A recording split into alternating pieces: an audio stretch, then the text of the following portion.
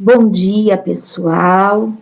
Espero que vocês tenham passado por um bom recesso, tenham descansado, aproveitado bastante, aproveitado com responsabilidade, né? Porque agora os nossos recessos,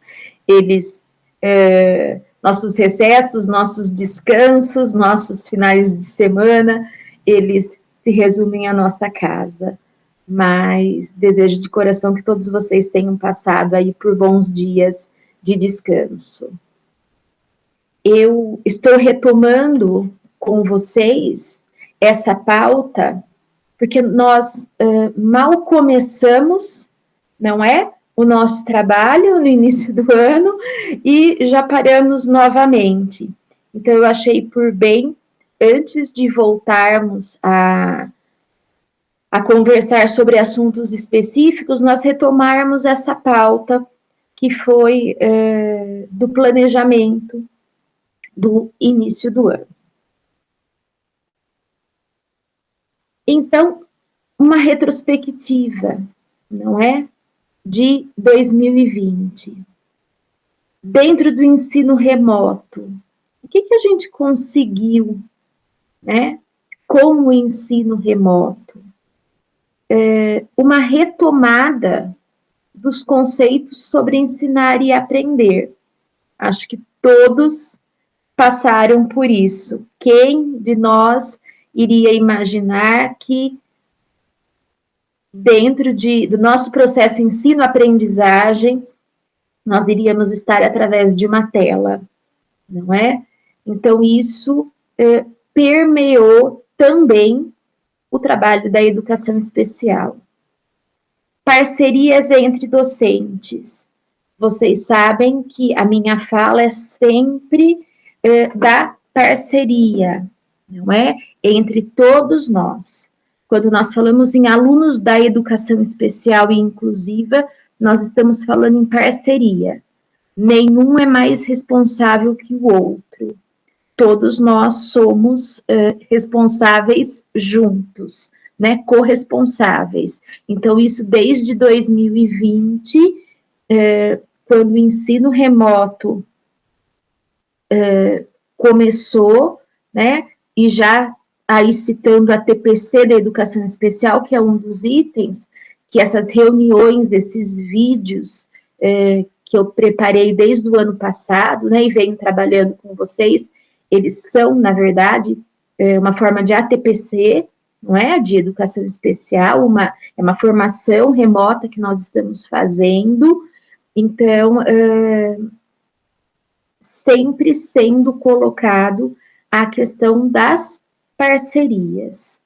Também, pessoal, o que nós estamos, desde o ano passado, fazendo, e esse ano, logicamente, que eu vou dar continuidade.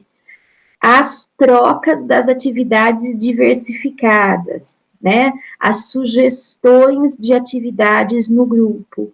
Então, eu sei que tem dia que eu devo cansar vocês de tanta coisa que eu mando. Tenho muita coisa separada, porque vocês ficaram em recesso, eu não, né? Então, eu já separei bastante atividade para vocês. Mas esses exemplos de atividades diversificadas é para quê? Para que vocês possam usar nas adaptações necessárias, correto?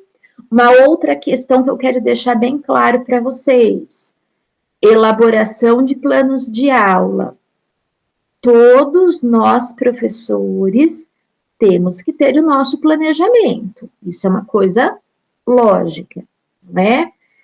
Em relação à tutoria, existe um modelo único? Não. Eu encaminhei no ano passado, e esse ano para algumas escolas que pediram, sugestões. Mas a questão do registro da elaboração do plano de aula é de cada escola, correto? Então, não é a Raquel mandou fazer isso, de forma alguma. A escola, ela tem total autonomia para preparar com vocês, pedir para vocês o plano de aula que ela deseja. Só que tem que ter? Tem que ter, correto? Também em relação aos relatórios. O que eu preciso? O que é a única coisa que, por hora, eu preciso de vocês? É o relatório, nesse momento, bimestral. O que eu quero colocar para vocês? Muitas pessoas perguntaram para mim da questão de, Raquel, tem que ser bimestral, porque nós passamos tão pouco tempo com os nossos alunos nesse primeiro bimestre. Eu disse que eu não tinha autonomia para resolver isso e que eu ia tirar as dúvidas, não é? Pessoal, tem que ser bimestral. Então, eu sei que nesse primeiro bimestre, vocês tiveram pouco contato com os alunos de vocês, eu sei disso, né? Mas o Ministério Público, ele não abriu exceção. Então, foi pedido para que no final do bimestre, conforme combinado, eu desse uma devolutiva de como foi o ensino até agora, dos alunos que têm tutor. Então, por mim, como algumas pessoas também me questionaram, eu entendo esse pouco tempo que vocês ficaram com os alunos. Né? Foi um bimestre, mas foi um bimestre atípico. Só de recesso a gente já teve menos 15 dias de contato. Mas eu não tenho como abrir exceção para isso, porque é o que eu sou cobrada. Né? Então, eu preciso que vocês, conforme eu já encaminhei no grupo, o modelo, já encaminhei em circular, até o final do bimestre, eu preciso desse relatório de vocês. Isso é a única coisa que vocês têm que mandar para mim, tá bom? Dentro daquele modelo que a gente combinou, que eu já encaminhei para vocês, pode ser feito em forma de texto? Pode ser feito do jeito que vocês quiserem. O que eu preciso é que no texto, se não for através de pergunta e resposta, como eu sugeri, mas que se for no decorrer de um texto, que aqueles pontos estejam elencados. Não se preocupem com essa questão de pouco tempo com o aluno. Isso é considerado, isso é entendido. Mas mesmo assim, eu preciso agora dentro do bimestre. Então, é a única coisa que eu preciso de vocês de registro, tá? Uma outra situação também, né? O uso das ferramentas digitais. Então, fora tudo que vocês já estão trabalhando em escola, quando eu tenho algum link, alguma questão, né, que possa ajudar nesse sentido, eu encaminho como sugestão para vocês, da nossa TPC, da nossa formação, já comentei com vocês, que é esse nosso momento, correto? E acredito que um contato maior com a família houve também nessa situação de ensino remoto. Por que um maior contato com a família? Porque nós precisamos, nesse momento, e muito da família. Então, na educação especial, eu imagino que não tenha sido diferente. Então, eu quis fazer uma retrospectiva com vocês do que, né, da proposta do que foi trabalhado até o momento. Depois disso, e agora? De 2020 para 2021. O que é necessário a gente pensar? Não é? Se algo de 2020 não deu certo e que nós precisamos mudar em 2021. O cenário mudou? O cenário não mudou. O cenário continua o mesmo. Mas o que nós fizemos nesse nosso atendimento ao aluno que não foi tão produtivo e agora, em 2021, eu posso mudar. Eu acho que isso tem que ser um olhar constante, não é? Por isso até que eu quis trazer esse assunto para vocês, logo depois da gente voltar de mais um tempo longe dos nossos alunos. Às vezes esse plano, esse nosso planejamento, do que trabalhar, ele vai ter que ser alterado por muitas vezes. Porque nós sabemos, há alunos da educação especial e inclusiva, não vou citar em específico nenhum tipo de deficiência nem de transtorno, que esse espaço de tempo longe da escola, né, a memória de curto prazo dessa criança, ela é totalmente prejudicada. Ou seja, nós vamos precisar retomar tudo de novo. Então, isso é algo que eu queria deixar bem claro com vocês, que vocês não fiquem preocupados, é assim mesmo. O processo da educação especial e inclusiva é assim.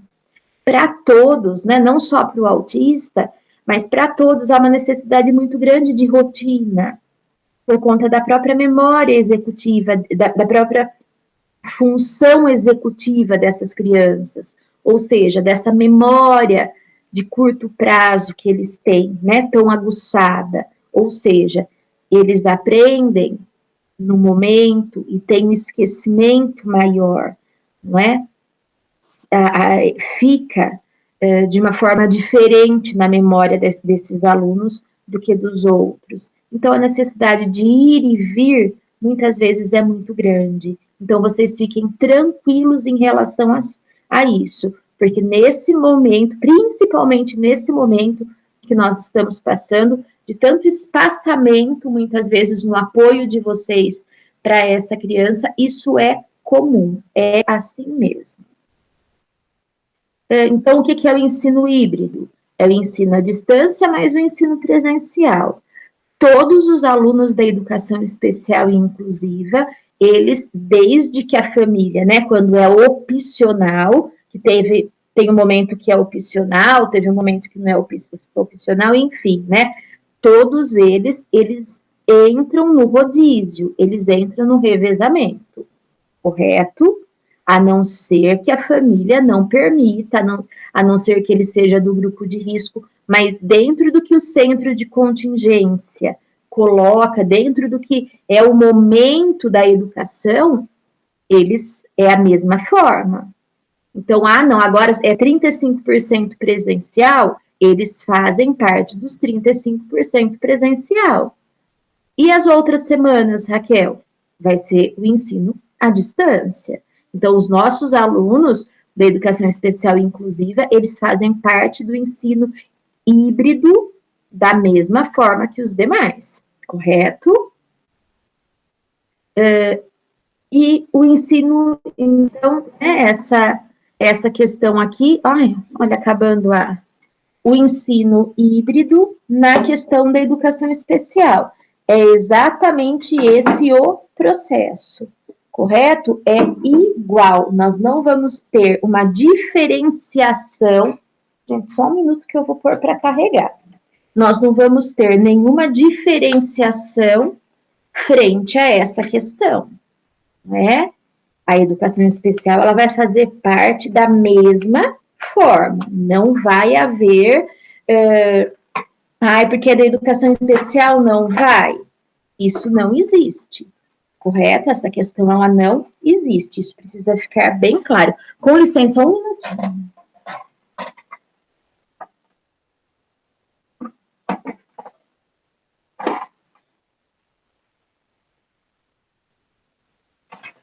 Pronto, pessoal, desculpe. Assim, já é a questão da bateria do computador que eu não tinha visto. Agora tá correto. Desculpem, viu? Então, isso que a gente precisa, né, considerar. Que o ensino híbrido, ele é normal para a educação especial. O que os outros estão vivendo, os nossos alunos também vão passar por essa situação. Bem, retomar um pouco com vocês a questão de qual é o papel de cada um, né? Nós falamos em parceria, logicamente, sempre nós vamos pensar nesse processo de parceria entre os alunos da educação para os alunos da educação especial e inclusiva, mas lógico que cada um tem o seu papel dentro disso. Então, foi feito, inclusive, um ATPC.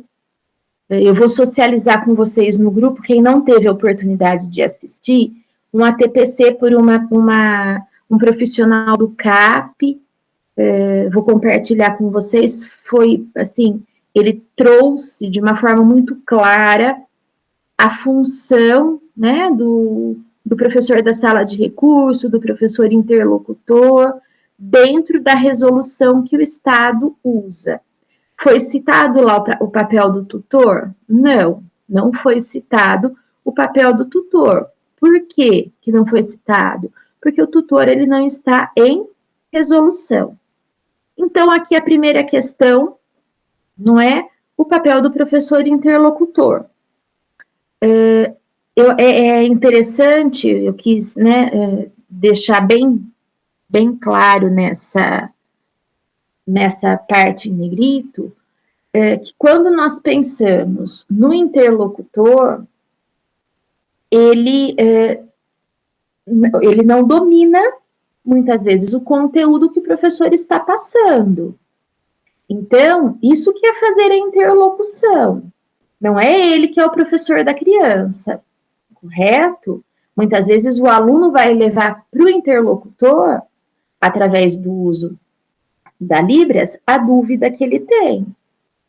E esse interlocutor vai passar para o professor a dúvida, correto? E o professor vai passar para o interlocutor a resposta e o interlocutor para o aluno. Isso tem que ficar bem claro, porque nem sempre o interlocutor vai ter a resposta, porque ele não é da disciplina. Aqui eu trouxe um pouquinho para vocês, e por que eu quero explicar essas questões anteriormente? Porque como eu vou compartilhar o vídeo do ATPC que foi feito pelo CAP, para vocês, né, terem isso bem claro. Professor itinerante. O professor itinerante, ele é o professor da sala de recurso também, certo?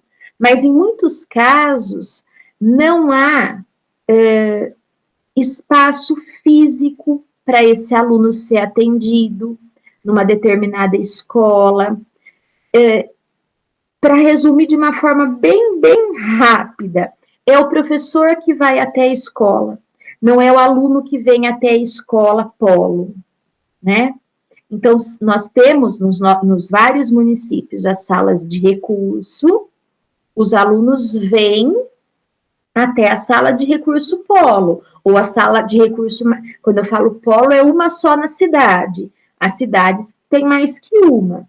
Mas há casos que essa criança, por N fatores, não tem como vir para a escola polo, e nessa escola dela não há espaço para abrir a sala de recurso. Então, o professor da sala de recurso vai até lá fazer o atendimento de sala de recurso, nos mesmos moldes da sala que está localizada em uma determinada escola. Então, isso que é o professor, né, itinerante, isso é de sala de recurso. Aqui também, desculpem, traz o papel do professor especialista.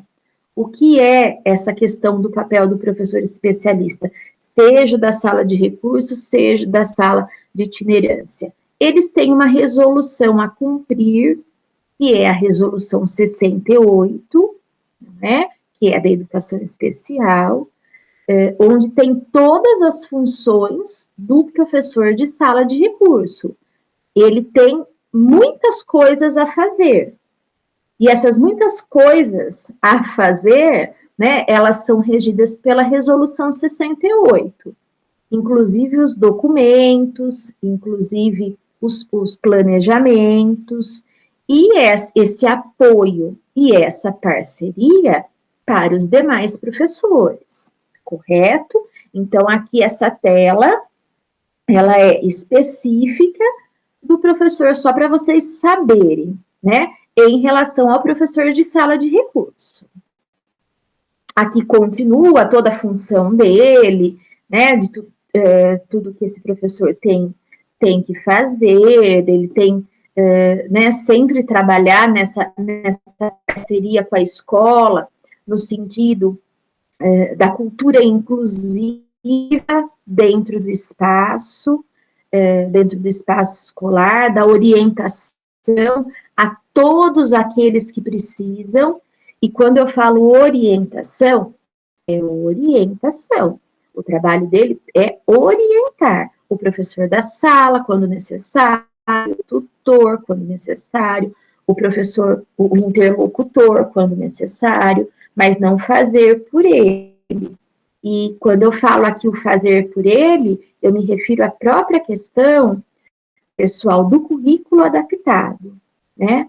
O currículo adaptado também, o professor da sala de recurso, ele pode ajudar na questão da orientação, mas esperar que ele vá falar, olha, tá aqui, pega isso e trabalha com seu aluno, isso não é a função dele. É sempre em parceria, ele pode dar sugestão, até falar, olha, essa atividade aqui eu acho que é interessante para trabalhar a adaptação de tal currículo, perfeito, mas não é a função dele deixar isso pronto para ninguém. É sempre papel da orientação, né? E dentro disso, que eu quero, né, trazer aqui, esse próprio, essa própria questão, né, aqui finalizando, da ideia da parceria com o tutor também, com o professor auxiliar também. Isso a gente não pode esquecer. Ele também é um apoio para o professor auxiliar, correto? Bem, aqui algumas, acho que já foi até visto, né, por vocês, vários canais, várias formas de mídia que estão sendo utilizadas para os alunos, algumas que já foram adequadas, que já foram melhoradas, né? As ferramentas para a realização das atividades não presenciais. Então, quantas coisas, né, estão sendo usadas, aí é citado, né, nesse material que nós recebemos, como que se usa o Teams, que tem que ser pelo e-mail, né, sempre do @professor, o Hangout também, né, mas isso são todas essas questões específicas da mídia, que já foram muitas orientações feitas a respeito, né, outras ferramentas também estão, né, que estão sendo usadas, o WhatsApp, acho que é algo aí muito, né, de importância muito grande hoje para o trabalho, para nós, pelo menos para o nosso contato, o WhatsApp, ele tem um papel muito grande. Então, tudo isso vocês já sabem, e eu quero só... Por que eu estou retomando isso com vocês? Porque para o nosso aluno da educação especial, inclusive nada muda, né? É a mesma situação, né? Outras plataformas digitais, que são, né, de uso gratuito para os alunos. Quando a gente pensa na educação especial, existem também, né, os programas, os softwares específicos para eles, os específicos que eu digo assim, que trazem, né, um trabalho mais pontual, que todos os que eu tenho acesso eu compartilho com vocês, correto? Grupo de WhatsApp, grupo de e-mail, blog, Classroom, todos esses canais de comunicação que estão sendo utilizados na escola, agora o centro de mídias também tem, né, todo uma modulação para isso. Para os nossos alunos, a mesma coisa. O que ele conseguir acompanhar é o que nós vamos utilizar, correto? A própria questão do ensino presencial, né? Então, quando esse ensino ele está presencial, seja na sala de aula, seja na sala de recurso, não é? No momento do ensino presencial, eu vejo que é uma oportunidade maior da gente avaliar como está o aprendizado desse nosso aluno. Então, a gente aproveitar disso, né, no momento do ensino presencial, aproveitar desse momento mesmo, dessa proximidade com o nosso aluno, para a gente fazer aí uma avaliaçãozinha, uma diagnóstica, não é? Para perceber o que foi contemplado através do ensino remoto. Acho que o momento presencial, ele é o mais propício para essa questão.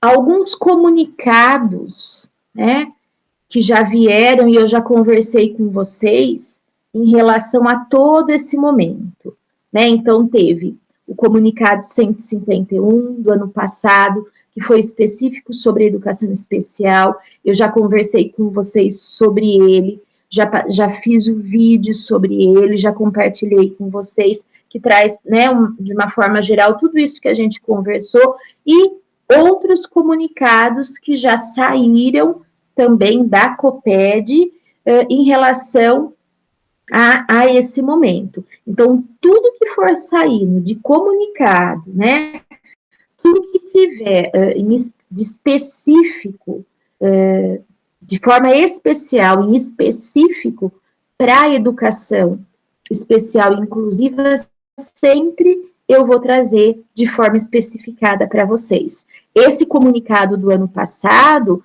tem aqui, né, um pouquinho sobre ele, mas a gente já trabalhou bastante sobre ele, que é toda essa questão da participação desse aluno, né, dentro do mesmo processo que os demais, o olhar para a readaptação desse aluno à escola, né, a gente conversou também bastante sobre isso, as formas dos protocolos sanitários, pensar uma forma que essa criança, que ele consiga, né, de forma segura, fazer uso de todos os protocolos.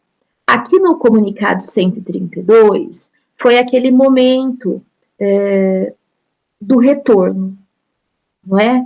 Então, quando voltava nos municípios que já podia voltar, nos municípios que não podiam voltar, a própria questão quando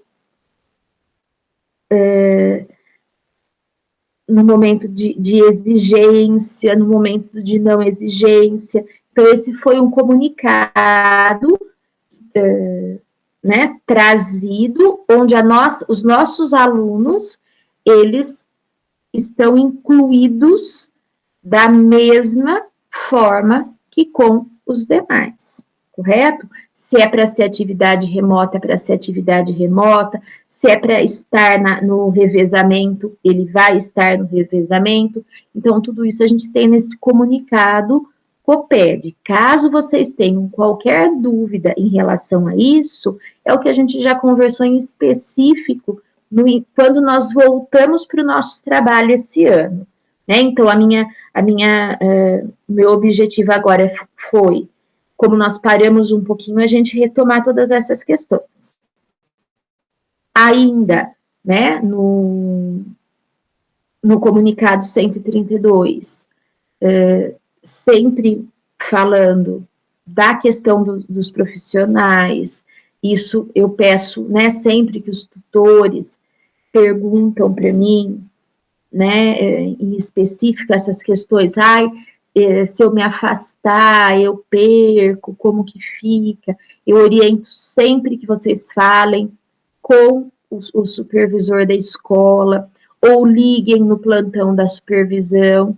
Por quê? Porque nesse momento que há o teletrabalho, nesse momento que há a questão do grupo de risco, quando nós pensamos na tutoria, ele acaba sendo um pouquinho diferenciado por conta das ações judiciais, correto? Então, a gente tem a Janete na diretoria, que responde por todas essas questões.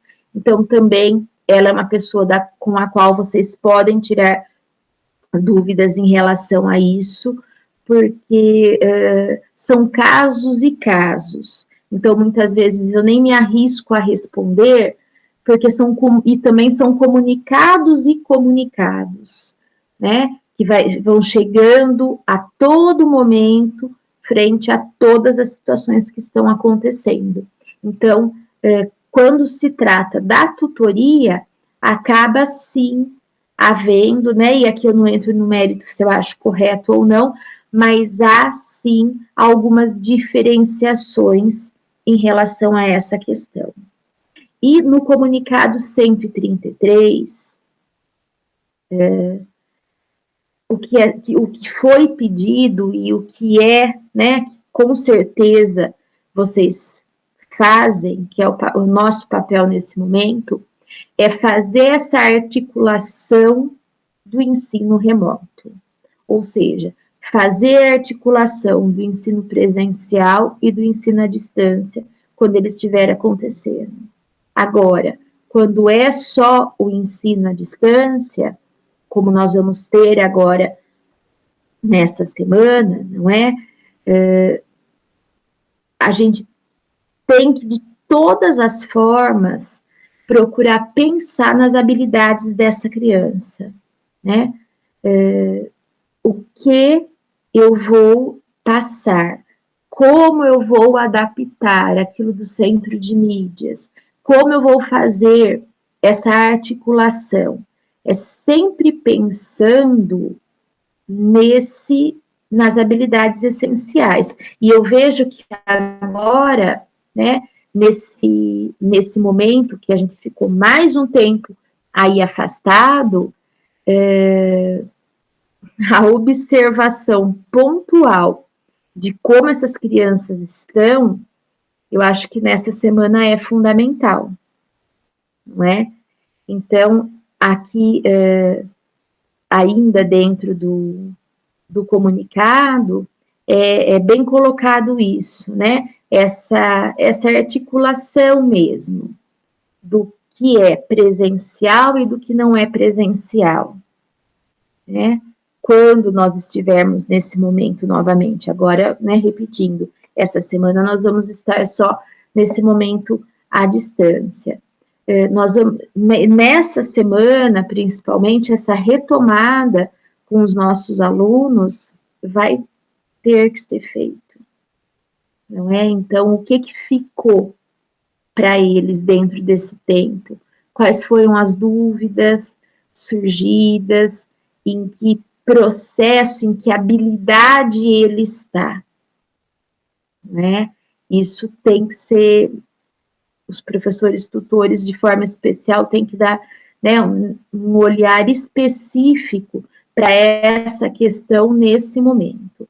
Eu não vejo como a gente retomar, como a gente, né, voltar aí para as atividades, depois de uma parada assim brusca que houve, sem retomarmos com os nossos alunos.